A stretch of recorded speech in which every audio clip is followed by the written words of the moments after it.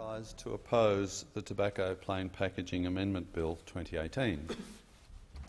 This bill broadens the range of people who can be authorised to ensure the government's plain packaging rules are being complied with. More people to measure the font on cigarette packets. More people to check the dark green colour on cigarette packs is the right dark green. And of course, more people to make sure nothing about cigarettes is bright and colourful, in case it stimulates non-smokers into becoming smokers. Nobody has ever met anyone like that, but the government just knows for sure they're out there, just sitting there, ready to become nicotine addicts at the first sign of colour on a cigarette packet. And the fact that the government knows they're out there gives them a reason to go around the world congratulating themselves on their wonderful tobacco control initiatives and encouraging other countries to do the same. Because if the government knows there are such people in Australia, it also knows they must also be present in other countries. The bill widens the categories of people who may be appointed as authorised officers under the Act. So now they will include Commonwealth officers not appointed under the Public Service Act, state or territory government officers, state and territory police officers and local government officials. All those people will be authorised to run around checking that the plain packaging policy is being complied with.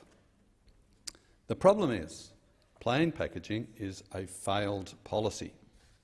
As everyone except the government seems to know, there are no people out there ready to become nicotine addicts at the first sign of colour on a cigarette packet.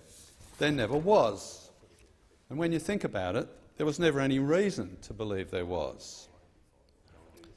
The legislated purpose of plain packaging is, and I quote, to improve public health by discouraging people from taking up smoking or using tobacco products, and encouraging people to give up smoking and to stop using tobacco products, and discouraging people who have given up smoking, who have stopped using tobacco products, from relapsing, and reducing people's exposure to smoke from tobacco products."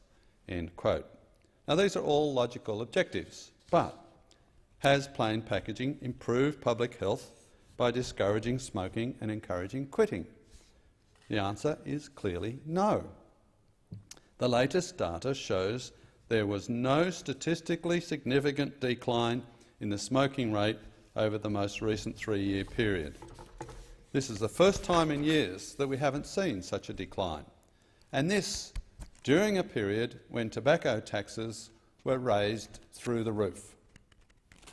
Professor Sinclair Davidson from RMIT University also points out that the Australian Criminal Intelligence Commission has reported an increase over a similar time frame in the amount of nicotine in its national wastewater survey. And a paper in the Tobacco Prevention and Cessation Journal found no statistically significant reduction in youth smoking in the first year after the introduction of plain packaging. Very simply and plainly, plain packaging has clearly failed to improve public health by discouraging smoking and encouraging quitting. The government knows this.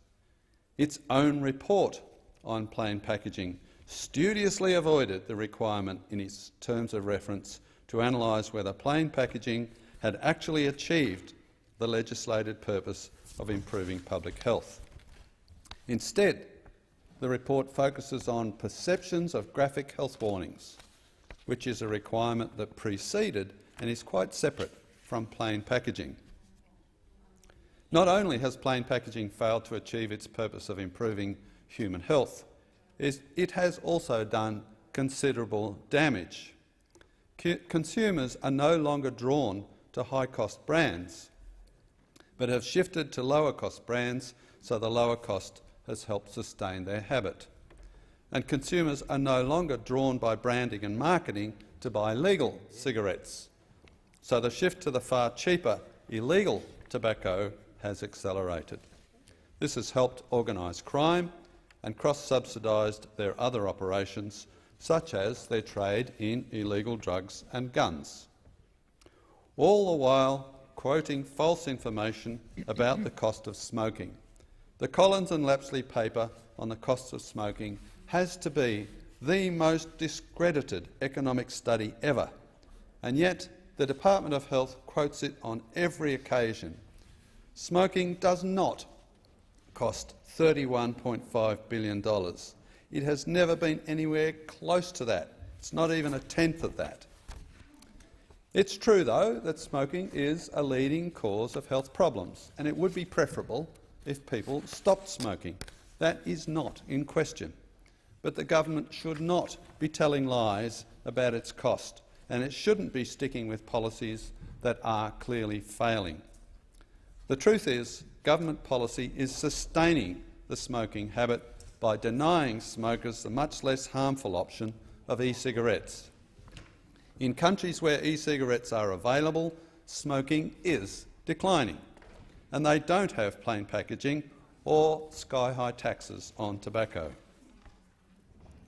Government tobacco policy is sinking like the Titanic. Yet, with the bill before us today, the government is merely rearranging the deck chairs by tweaking the administration of the failed plain packaging rules. Government tax policy is driving smokers deeper into financial hardship, and government tax and plain packaging policy is putting smokers into contact with organised criminals pushing a range of other drugs. Smoking is a public health issue, but the government's cack-handed policy response is a joke, a farce, and this bill is evidence of that. Indeed, the government is fiddling while Australians continue to burn their cigarettes. This bill is immoral, and I will not be voting for it.